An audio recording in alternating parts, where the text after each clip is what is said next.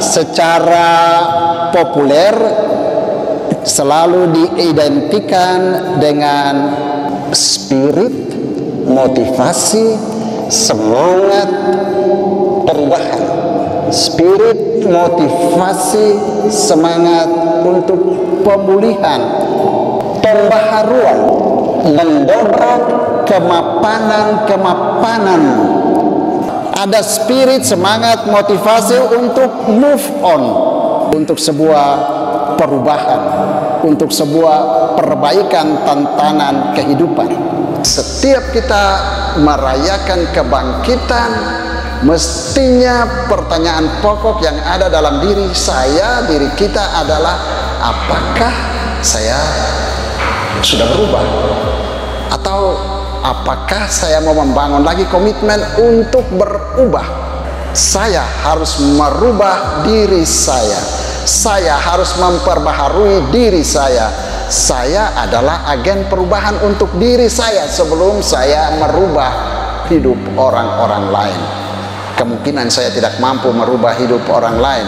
Saya perlu merubah diri saya. Pesan sederhana dari kata-kata malaikat itu bilang, mengapa kamu mencari dia yang hidup di sini, dia tidak di sini. Mau bilang juga kepada kita, mau jadi manusia pembaharu itu jangan cari di tempat yang salah, jangan hidup di tempat yang salah, jangan bergaul ke tempat yang salah. Selalu bergaul, berjalan di tempat yang benar, maka kamu akan tetap menjadi manusia-manusia kebangkitan. Tetapi kebangkitan Yesus Kristus dalam konteks iman kita menegaskan dan menandaskan lagi kepastian keyakinan iman kita bahwa kepercayaan kita kepada Tuhan Yesus itu bukan suatu kepercayaan yang sia-sia, tetapi Dia telah bangkit sebagai pemenang yang jaya, menandaskan sekali lagi bahwa Allah, bahwa Tuhan Yesus yang kita imani itu adalah Allah, Tuhan orang-orang yang hidup. Mengapa kamu mencari Dia yang hidup di antara orang mati? Melandaskan sekali lagi bahwa kebangkitan memberi harapan dan memberikan kepastian iman ini, bahwa kematian sekali lagi bukan akhir segalanya, tapi menjadi pintu masuk kepada sebuah kehidupan yang baru, memberikan peneguhan kepada kita. Dia selalu ada bersama kita sebagai Allah yang hidup. Tetapi lihat, itu catatan yang bagus dari Injil Lukas tadi. Para wanita itu lupa. Begitu juga murid-murid lupa bahwa Dia pernah bilang kepada mereka, Putra Manusia akan menderita sengsara, wafat, tapi pada hari ketiga Dia akan bangkit. Ini catatan pertama untuk kita, pesan malam ini. Jangan suka lupa-lupa. Kadang-kadang kita sudah baca, sudah diajarkan begini dan begitu, tapi kemudian kita menjadi orang yang sering menjadi pelupa. Mereka juga, Dia sudah bilang Putra Manusia harus menderita sengsara dan seterusnya, tapi akan bangkit pada hari ketiga. Mereka lupa. Peristiwa kebangkitan Yesus menjadikan kepada kita itu menjadi manusia-manusia kebangkitan. Apa artinya menjadi manusia kebangkitan? Saya ingin mengambil dua tokoh dari bacaan Injil tadi untuk menjadi model, barangkali menjadi model bagi kita dalam melakonkan diri kita sebagai manusia-manusia kebangkitan. Orang pertama yang saya ingin katakan atau garis bawahi, tampilkan sebagai model adalah Maria Magdalena. Kita semua tahu bersama Maria Magdalena, dia wanita pendosa yang kemudian ketika bertemu dengan Yesus, dia bertobat tetapi setelah pertobatannya dia terus-menerus ada bersama Tuhan Yesus, melayani Tuhan Yesus. Dan karena kesetiaannya mengikuti Yesus dalam seluruh kehidupan Yesus, dia menjadi saksi pertama kebangkitan. Dia memperoleh rahmat istimewa ini. Maka belajar dari dia. Kalau kita mau supaya rahmat itu turun terus kepada kita, belajarlah untuk tetap setia berada bersama Yesus.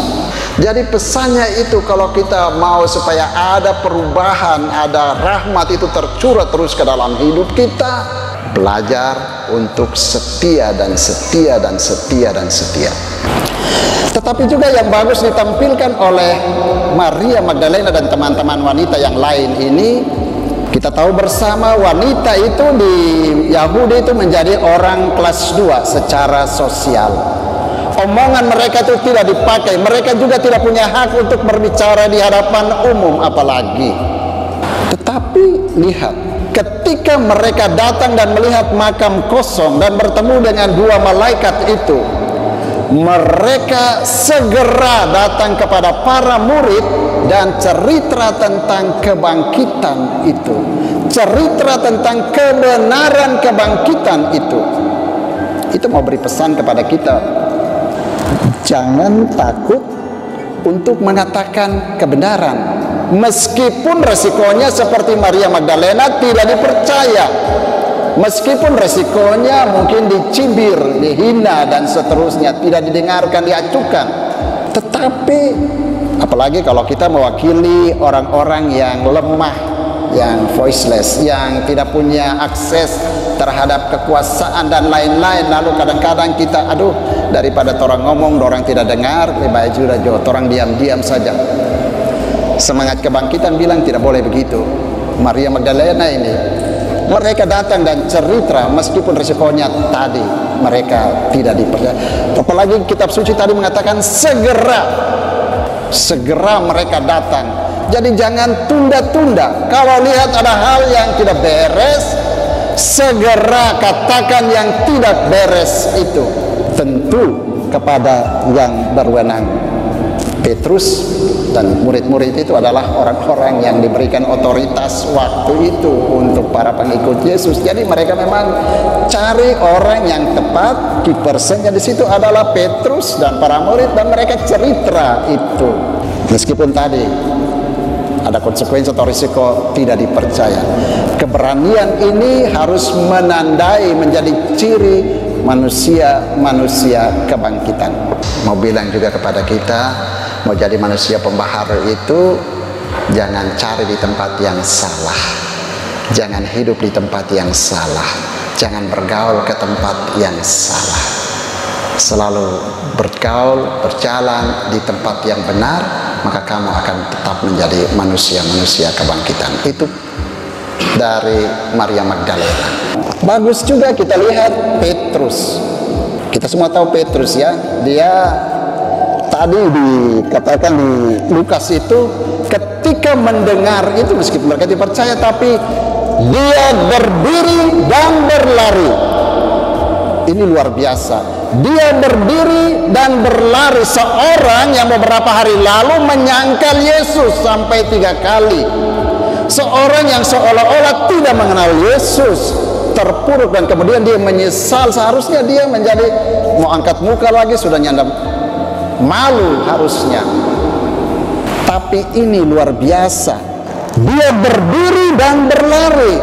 Maka kebangkitan, sebagai manusia kebangkitan, haruslah menjadi orang-orang yang berhati besar, berjiwa besar. Jangan biarkan masalah itu membuat kamu terpuruk terus. Di gereja misalnya, ketika ada yang buat salah lalu ditegur, ya sudah Jo, kita tidak mau lagi tampil-tampil. Oh ini Jo, terus Jo, kita sudah mau, lalu sudah dia tidak mau lagi terlibat karena so malu besar.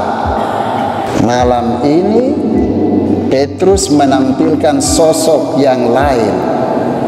Dia pernah berbuat salah, Dia pernah menyangkal Yesus, harusnya dia malu, tapi dia berhati besar, berjiwa besar, berdiri dan berlari, mengatakan, jangan kamu biarkan dirimu ada terus dalam rasa malu, rasa tidak berdaya itu, tetapi kebangkitan harus membuat kamu berdiri dan berlari, bukan saja berjalan tapi berdiri dan berlari. Saudara dan saudari yang saya kasihi, mari kita maknai peristiwa kebangkitan Tuhan ini dengan belajar untuk selalu tetap setia pada Dia. Karena ketika kita setia pada Dia, rahmat itu akan tercurah terus pada kita. Belajar juga untuk menjalankan tugas kita, mewartakan tentang perubahan. Kita sendiri menjadi agen pelaku perubahan, tapi juga mewartakan tentang pentingnya perubahan hidup itu, mewartakan tentang kebangkitan itu, bahwa orang harus berubah, orang harus bertobat, orang harus memperbaiki keadaannya. Dan yang ketiga dari Petrus, kalau mengalami persoalan-persoalan yang berat, jangan membiarkan persoalan itu membuat kamu itu terpuruk terus. Sebagai pengikut Yesus harus punya kebesaran hati. Tuhan memberkati kita. Amin.